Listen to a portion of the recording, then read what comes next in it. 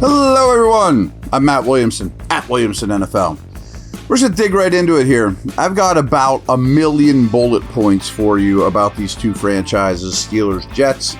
Tomorrow we'll break into more like matchups, picks, all that good stuff. But this is just some general stuff, some of which you've heard before. Most of it you probably have not. So hang with me because I am going to do a lot of reading, but this is all my stuff that I've accumulated, Matt's stats. And I think you'll enjoy it. I think you'll learn a lot about these teams, these franchises, etc. So this one's pretty crazy. I mean, the Steelers went 8-0 when allowing 18 points or fewer last year. 8-0. But 2-8 when they allowed 19 or more. Think about that. That's insane to me.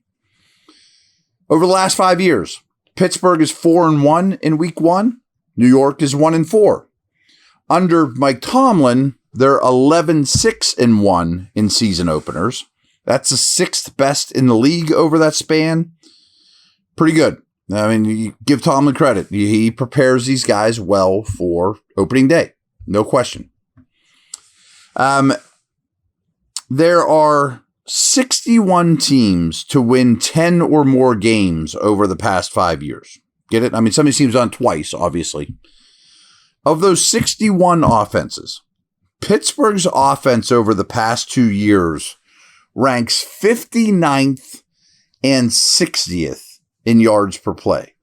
Basically, two of the worst 3 offenses of teams that have won 10 or more games. And you still win 10 or more games. Since 2015, the Jets have 30 games with 0 offensive touchdowns. Not only is that the most in the league, dead last, but no other team has more than 19. You're probably like, well, the Steelers have to be pretty close to that too. No, Steelers only have 7 games since 2015 where they scored 0 offensive touchdowns. Only the Packers and Eagles have fewer. Pretty good. 1-score games. Over the past 2 seasons, the Steelers are 15-6. That's the 3rd highest win percentage. Only the Chiefs and Eagles are better. Now, that's something that often comes back to the mean, but I will tell you, Tomlin, Ben, history, good coach, quarterback combinations win 1-score games at a higher rate. They just do. And Tomlin's been great at it over his whole career. This episode is brought to you by ZipRecruiter. Hiring can be so time-consuming. But the future of hiring looks much brighter because ZipRecruiter's latest tools and features speed up finding the right people so you can save valuable time. You can try ZipRecruiter for free at ZipRecruiter.com/audio. Over 320,000 new resumes are added to ZipRecruiter monthly.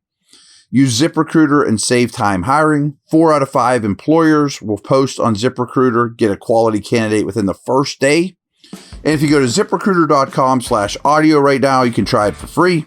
Again, that's ZipRecruiter.com/audio. ZipRecruiter, the smartest way to hire. No question about that.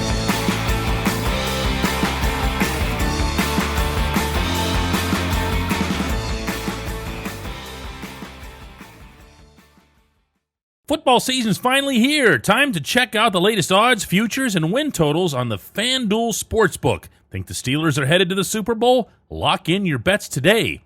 Whatever your game, FanDuel Sportsbook delivers the latest lines, futures, and specials so you can join in on all the action.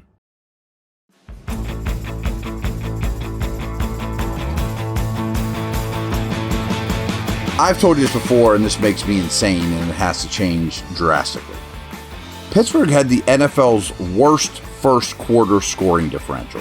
On average, when the buzzer rang at the end of the first quarter, the Steelers were losing by 3.9 points, worst in the league. They only produced 2.7 in the first quarter. That was 29th. And I know we can blame, boy, they're terrible at first quarter drives.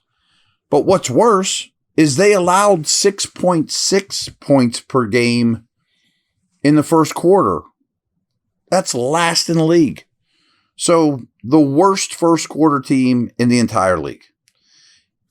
Steelers allowed 112 first quarter points last year. Not only was it last, but it was 13 more than Dallas at 31. Unbelievable. So their first half point differential, despite being the worst in the league on first quarter, is minus 27, which means it gets better. But in the second half of games, they were plus 60. In just the third quarter alone, they were plus 68. Explosive play differential, plus 9. That was great. Jets were plus 2. Sack differential, Steelers were minus 9. Really bad. Jets were plus 3. There have only been one quarterback in NFL history that has started 10 or more games at age 42 or older. That's Tom Brady. Rodgers turns 42 this year. Justin Fields lost just one fewer game than Rodgers last season, despite starting 6 games compared to 17 by Rodgers for New York. All right. This one's insane. And we've talked about it a lot, but it needs to be reiterated. We get new listeners. Over the past 5 years, the Steelers are winning just under 80% of their games when they don't throw an interception. 80%. Rodgers happens to have the lowest interception rate in NFL history. The Steelers' opponents committed 125 penalties compared to just 102 by the Steelers. The Jets were the most penalized team in the NFL, 137. Who knows if that'll carry over or not? New coaching staff, new year. But one was really good in the penalty department. One was really bad. Of the 46 quarterbacks that attempted 100 or more passes, Justin Fields' average time to throw was the third highest.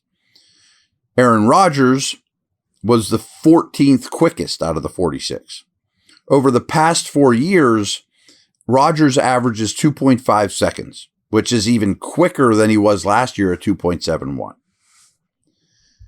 Of the 85 wide receivers with 50 or more targets, Garrett Wilson ranked 29th in first downs or touchdowns per route run, while DK Metcalf ranked 64th.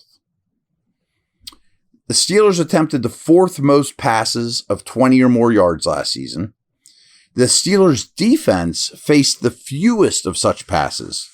Teams don't go deep against Steelers because of the pass rush. The Jets were trailing on the scoreboard for just under 53% of their offensive snaps last year, 12th highest in the league. Steelers were 13th highest. So both these teams were trailing on the scoreboard a lot. And a lot of that for Pittsburgh is because they're always losing after the first quarter. The Steelers have the second most regular season wins, 255, since 2000. That might shock some of you, behind only New England. So in the 2000s, only New England has won more regular season games. The Jets have 173 wins during that stretch, which is only ahead of 7 franchises. Now you're probably like, well, they don't win any playoff games, though. It's in the 2000s. The Jets I lost myself there. During that stretch, the 15 playoff wins is only behind the Patriots, Eagles, Chiefs, and Ravens, Pittsburgh. The Jets' 6 playoff wins is only ahead of 13 franchises. I know you guys think you have it rough, but you can be Jets fans. Steelers have not had a losing season since 2003, of course, and they've made playoffs 8 times, second most. The Steelers have made the playoffs the second most since 2014. 2 more things. Since Tomlin took over in 2007, only the Patriots and Packers have won more games than Pittsburgh. Only Baltimore, Kansas City, and New England have played in more playoff games amongst the AFC teams. Now, I know a lot of those have not gone great. But let's end on a great note here. This is pretty remarkable to me. So over the last decade, the Steelers have started 9 different quarterbacks. Ben, Landry Jones, Michael Vick, Mason Rudolph, Duck Hodges, Trubisky, Pickett, Fields, Wilson. 9 quarterbacks over the last decade. Not ideal. Be great if it was just Ben the whole time, of course. Of those 9, only Trubisky has a losing record as a starting quarterback for the Steelers. That's pretty crazy. That is not exactly a list of great players. Only Trubisky, and he didn't play that many games. I think it's only like 3 starts. I think it's 1 and 2 off the top of my head. Pretty crazy stuff. All right, tomorrow we'll get real specific, both sides of the ball, key to the game, all that good stuff, prediction, over and out.